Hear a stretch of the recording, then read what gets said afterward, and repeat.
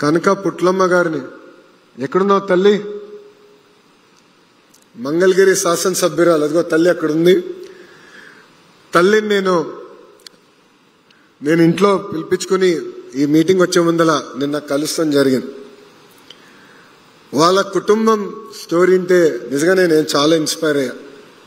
వాళ్ళ తండ్రి పోలియోతో బాధపడుతూ తల్లిదండ్రులు పొద్దున 3:30కి లేచి ఏకంగా కూరగాయల కొనుగోలు చేసి ఆ కూరగాయలు అమ్మి ఇల్లుని చూసుకుంటే ఇక్కడున్న చెల్లమ్మ, ఆమెకున్న చెల్లి ఇద్దరు వాళ్ళే రెడీ అయ్యి పొద్దున స్కూల్కి వెళ్ళి బాగా చదివి ఆమె ఈరోజు ఒక క్లాస్ టాపర్గా మన ముందర నిలబడుతుంది.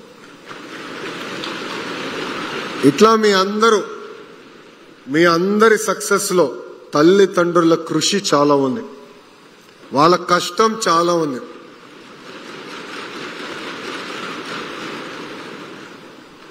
మొన్న చాగంటి కోటేశ్వరరావు గారితో నైతిక విలువలపైన ఒక సమావేశం ఏర్పాటు చేసుకున్నాం. ఆ సమావేశంలో చాగంటి కోటేశ్వరరావు గారు మంచి మాట చెప్పారు. అది నిన్న గౌరవ ముఖ్యమంత్రి గారు నాకు గుర్తు కూడా చేశారు. ఆ మాట ఏంటంటే, మనం తీసుకుపోయే నిర్ణయం ఒక్కసారి ఆలోచించి ఇది మన తల్లికి చెప్పగలుగుతామా చెప్పలేమా, చెప్పలేకపోతే ఆ నిర్ణయం మనం తీసుకోకూడదు, చెప్పగలిగితే ఆ నిర్ణయం తీసుకోవాలని చాలా సింపుల్ గా చెప్పారు. ఇది మీ అందరికి ఎందుకు చెప్తున్నానంటే, ఇక్కడ మీరందరూ ప్రయోజకులుగా మారుతారు. భవిష్యత్తు మన చేతిలో ఉంటుంది. గౌరవ ప్రధానమంత్రి శ్రీ నరేంద్ర మోడీ గారు వికసిత్ భారత్ అంటే 2047కి భారతదేశం ఒక డెవలప్డ్ దేశంగా తయారు చేయాలని మనందరికీ పిలిపించారు. ఇది కేవలం ప్రజాప్రతినిధులు, ఐఏఎస్ అధికారులతోనే సాధ్యం కాదు. ప్రజలందరం మనం భాగస్వామ్యం అవ్వాలి, మీరందరూ భాగస్వామ్యం అవ్వాలి. డెవలప్డ్ కంట్రీ అంటే కేవలం పర్ క్యాపిటల్ ఇన్కమ్ లో కాదు, హ్యూమన్ డెవలప్మెంట్ ఇండెక్స్ లో కాదు, నైతిక విలువలు కూడా చాలా చాలా అవసరం. అందుకే గౌరవ ముఖ్యమంత్రి గారు చాగంటి కోటేశ్వరరావు గారిని క్యాబినెట్ ర్యాంక్ ఇచ్చి సలహాదారుగా నియమించారు. కానీ చాగంటి కోటేశ్వరరావు గారి గొప్పతనం ఏంటో తెలుసా? క్యాబినెట్ ర్యాంక్ అంటే ఒక ప్రభుత్వ వాహనం ఉంటుంది, ప్రభుత్వమే పెట్రోల్ బిల్లు, ఫోన్ బిల్లు, ట్రావెల్కి అంటే గవర్నమెంట్ రిలేటెడ్ ట్రావెల్స్ చేస్తే ప్రభుత్వమే బిల్స్ చెల్లిస్తుంది. ఆయన అది యాక్సెప్ట్ చేయలేదు. నాకు ₹1 అవసరం లేదు, ప్రభుత్వం ఇచ్చిన బాధ్యత నా డబ్బులు నేను ఖర్చు పెట్టుకుని నిర్వహిస్తానని చాగంటి కోటేశ్వరరావు గారు చేశారు. ఇవన్నీ మీకు ఎందుకు చెప్తున్నానంటే, నైతిక విలువలు అనేది చాలా చాలా అవసరం. మీరందరూ రాబోయే తరం, మీ అందరి కోసం మేము అహర్నిశలు కష్టపడుతున్నాం. మీరు చూస్తే ప్రజాప్రభుత్వం వచ్చిన తర్వాత 1 క్లాస్ 1 టీచర్, ఇక్కడ చాలా మంది పిల్లలు తెలుసు, ప్రాథమిక పాఠశాలలో 1st class to 5th class కొన్ని స్కూల్స్ లో ఒకే టీచర్ ఉంటారు. ఇప్పుడు కూడా ఉన్నారు, అన్ని సమస్యలు పరిష్కరించే ఉన్నారు. కానీ కనీసం 9600 పాఠశాలలో 1 క్లాస్ 1 టీచర్ మేము తీసుకొచ్చాం. మీరు చూశారు, మెగా పేరెంట్ టీచర్ మీటింగ్ కూడా ఏర్పాటు చేశాం. ఎందుకంటే మీరు ఉపాధ్యాయులు, తల్లిదండ్రుల అనుసంధానం అవ్వాల్సిన అవసరం ఉంది. నేను మళ్ళీ రిపీట్ చేస్తున్నా, ఇక్కడున్న పిల్లలు, ఉపాధ్యాయులు, తల్లిదండ్రుల అనుసంధానం అవ్వాల్సిన అవసరం ఉంది. ప్రభుత్వం చేయాల్సిన బాధ్యత మేము నెరవేర్చాల్సిన బాధ్యత మేము చేస్తాం, ఎలాంటి సందేహం లేదు. కానీ మనం ప్రయోజకులుగా మారాలి. సమాజాన్ని మనం లీడ్ చేయాలంటే తల్లిదండ్రుల బాధ్యత కూడా చాలా ఉంది. ఈరోజు క్రమశిక్షణ, పట్టుదల నాలో ఉందంటే దానికి కారణం నా తల్లి భువనేశ్వరి గారు. చిన్న వయసు నుంచి మీ తల్లిదండ్రులు మిమ్మల్ని కొడతారు లేదు నాకు తెలియదు, కానీ చిన్నప్పుడు మా అమ్మ నన్ను కొట్టేది. ఒక్క చిన్న తప్పు చేసినా గట్టి కొట్టేది. ఇప్పుడు కూడా ఒక పదం అటు ఇటు తూలినా ఇమ్మీడియట్ గా నాకు మెసేజ్ పెడుతుంది, నువ్వు మాట్లాడి నాకు ఇష్టం లేదు, ఇట్లా నువ్వు మాట్లాడకూడదని ఇప్పుడు కూడా చెప్తాను. సో అందుకే తల్లిదండ్రుల బాధ్యత కూడా ఉంది.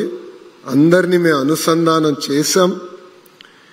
ఇంతేకాకుండా నేను కూడా కోరేది, ఇక్కడున్న మీ అందరి నుంచి కొన్ని విషయాలు ఉన్నాయి.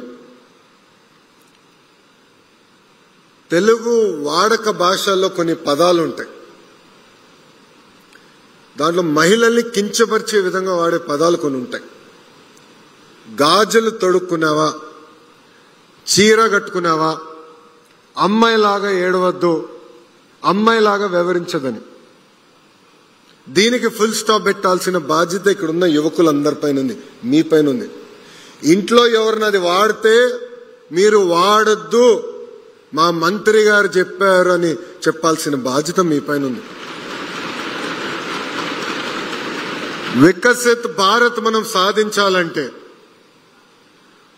మన సమాజంలో మహిళలు మగవాళ్ళు సమానం అనేది నిరూపించాలి, ఆచరణలో తీసుకురావాలి. కేవలం టెక్స్ట్ బుక్స్ లో కాదు, అమలు చేయాలి. ఏ సమాజంలో అయితే మగవాళ్ళతో సమానంగా ఆడవాళ్ళని మనం గౌరవిస్తామో, అన్ని రంగాల్లో ప్రోత్సహిస్తామో, ఆ దేశమే డెవలప్డ్ దేశం అవుతుంది. అందుకే ఇక్కడున్న అబ్బాయిలందరూ చెప్తున్నా, అమ్మాయిల్ని కించపరిచే విధంగా మీరు ఎవరన్నా మాట్లాడితే నేనే వస్తా, 2 గట్టి కొడతా. మాకు మొహమాటాలు ఏమీ లేదు ఈ విషయంలో. కించపరిచే విధంగా మనం మాట్లాడకూడదు, మహిళల్ని మనం గౌరవించాలి. ఇది మనందరం ఒక బాధ్యతగా తీసుకోవాలని ఇక్కడ ఉన్న మిమ్మల్ని అందరినీ నేను కోరుతున్నాను. ఈరోజు అద్భుతంగా మీరందరూ చర్చించారు. సుమారుగా 45,000 ప్రభుత్వ పాఠశాలలో ఇది లైవ్ గా మిగతా విద్యార్థులందరూ చూస్తాం జరిగింది. ఇక్కడ రాలేకపోయారు కొంతమంది విద్యార్థులు, ఎందుకంటే మీతో చాలా మంది పోటీ పడ్డారు. వాళ్ళు కూడా ఫస్ట్ ర్యాంక్ వచ్చింది, మీకు తెలుసు వాళ్ళందరూ, కానీ వాళ్ళు రాలేకపోయారు. ఏం పర్వాలేదు, ప్రభుత్వం మెరుగైన అవకాశాలు మీకు కల్పిస్తుంది, ఒక అద్భుతమైన వేదిక మీకు ఏర్పాటు చేస్తుంది. అధైర్యపడాల్సిన అవసరం లేదని ఈ సభాముఖంగా వాళ్ళందరూ కూడా నేను తెలియజేసుకుంటున్నాను.